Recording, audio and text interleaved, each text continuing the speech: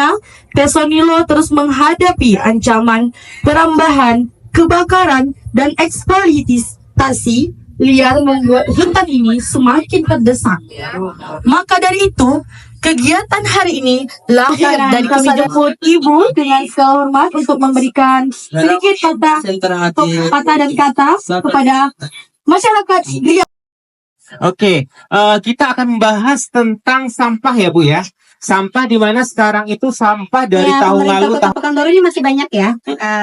Sebenarnya untuk mengangkut sampah sampai ke TPA itu hanya tugas yang di permukaan. Sebenarnya PR-PR dalam pengolahan sampah itu jauh lebih ini lagi, bagaimana kita lebih luas lagi, bagaimana kita bisa mengurangi sampah mulai dari sumbernya. Nah, siapa sumber sampah?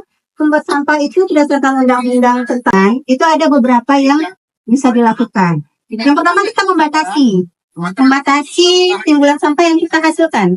Bagaimana caranya? Mungkin yang pertama kita seperti saya membawa tumbler sendiri. Oke. Jadi kita tidak mengurangi ya. Ya, jadi kita tidak menghasilkan sampah kemasan sampah air yang baru lagi. Cara menumbuhkan rasa kepada masyarakat supaya tidak membuang sampah sembarangan. Oke. Nah, ada juga pertanyaan langsung jawab Bu. Nah, itu dia. PR kita itu adalah bagaimana cara menumbuhkan kesadaran masyarakat. Kesadaran. Apakah harus kita setar itu dari sumbernya? Bagaimana masyarakat bisa mengurangi sampah? Di pelaku usaha juga kita minta peran aktifnya untuk bagaimana mengurangi sampah atau berusaha mengganti kemasannya menjadi kemasan yang minim sampah. Di dalam pemerintah juga kita perlu koordinasi dari semua pihak. Tidak hanya DLHK tapi juga bisa ketahanan pangan, bisa pertanian. Bisa juga bagian kerjasama dan bagian ekonomi itu juga sangat memegang peranan penting dalam pengolahan sampah. Jadi pengolahan sampah ini adalah upaya yang membutuhkan kolaborasi dari seluruh pihak. Jadi kita harus bekerja sama ya. Ingin memberikan harapan Ibu kepada pemerintah khususnya ya. Nah, jadi harapan kami kepada pemerintah ialah untuk semoga dapat lebih serius nih untuk menangani masalah sampah dan mengajak masyarakat untuk dapat berpartisipasi dalam penghijauan. Nah, yang dimana dalam konsep tersebut itu kan seperti yang kita ketahui dapat meningkatkan infrastruktur tentunya kan dalam pengelolaan. Nah, satu lagi Bu, semoga juga dapat ini meningkatkan atau mengembangkan terkait rumah hijau. Nah, di mana rumah hijau ini sendiri kan seperti yang kita ketahui dapat mengurangi atau konsumsi energi dan emisi gas rumah kaca nih Bu.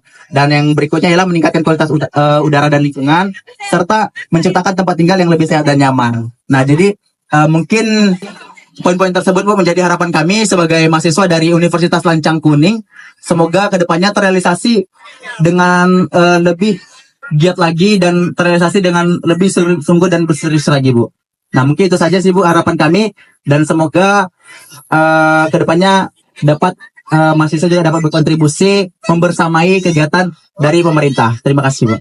Nah, iya, semua yang Mas sampaikan tadi itu juga merupakan bagian dari program-program DLHK. Seperti itu merupakan kita ada permasalahan besar itu adalah perubahan iklim. Nah, sampah ini bagian kecil dari kontributor perubahan iklim. Nah, untuk mengatasi itu juga kita punya yang namanya eco office, green building. Nah, kita punya program-program itu.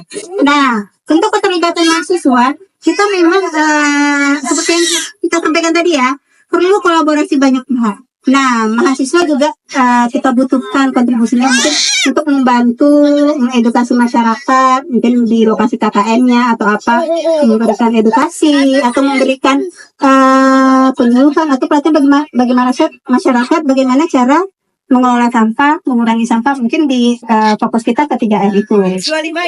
Tahukah kalian, di balik batang sawit yang tinggi menyulang ada tanda tanganku. Adakah yang menanyakan pembangunan untuk siapa? Untuk warga. Warga hanya dapat sisa. Tapi aku dapat kursi yang empuk, mobil yang baru. Tambahinnya nggak Pak? Tambah jelas nggak? Tandaku.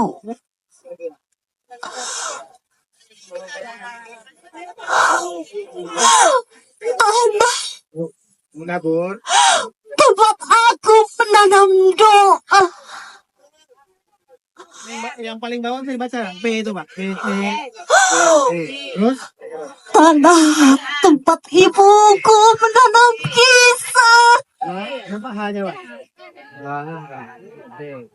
Dari sini. Apa jelas? Tanah tempat ayahku menanam sahabat. Iya yang kiri Pak. Tapi ini Dia lebih nampak sama yang bawah-bawah. bukan tanah milikku lagi. Tanahku direbut. Aku tak kenal siapa yang melindungi hutan itu. Hai! Siapa yang melindungi hutan itu? Siapa yang melindungi hutan itu?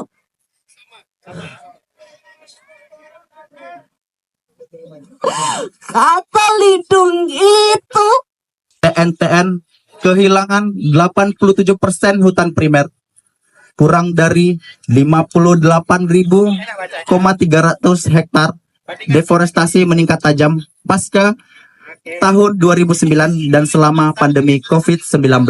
Diimbau kepada masyarakat, kakak-kakak, abang-abang, ibu-ibu, dan bapak-bapak sekalian, dimohon komitmennya untuk mendukung terkait Tesonilo. Mohon memberikan tanda tangan dan dukungannya yang terdapat pada papan tanda tangan di sebelah kanan. Mari Bapak Ibu, dimohon dukungan dan supporternya melalui kontribusi kecil menuju kontribusi besar.